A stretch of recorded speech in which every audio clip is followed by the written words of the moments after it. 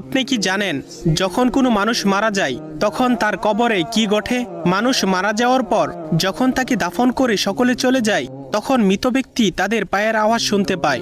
তখন মহান আল্লাহ তাআলা পুনরায় তার দেহের মধ্যে আত্মা ফিরিয়ে দেন। তারপর তার কবরে দুইজন ফেরেশতা এসে উপস্থিত হয়। তারা এসে মৃত ব্যক্তিকে বসিয়ে তিনটি প্রশ্ন করবে। প্রথম প্রশ্ন করা হবে, মান রব্বুকা, তোমার প্রভুকে? মৃত ব্যক্তি ইমানদার হলে বলবে, রব্বি আল্লাহ, আমার প্রভু আল্লাহ। তারপর দ্বিতীয় প্রশ্ন করা হবে, মান দিনুকা, তোমার ধর্ম কি? মৃত ব্যক্তি নামাজি হলে বলবে, দিনুল ইসলাম, আমার ধর্ম ইসলাম। অতএব তৃতীয় প্রশ্ন করা হবে, নবীজির ছবি দেখিয়ে বলা হবে, মান হুয়া, এই ব্যক্তিকে? মৃত ব্যক্তি শেষ নবীর উম্মত হলে বলবে, ইনি হলেন আমাদের শেষ নবী হযরত মুহাম্মদ সাল্লাল্লাহু আলাইহি ওয়াসাল্লাম। তখন ফেরেশতারা বলবে, তুমি সফলকাম, তোমার জন্য রয়েছে চিরসুখের জান্নাত, যেখানে তুমি অনন্তকাল বসবাস করবে। যদি তুমি প্রশ্নগুলোর উত্তর না দিতে পারতে তোমাকে আগুনের গর্তে নিক্ষেপ করা হতো।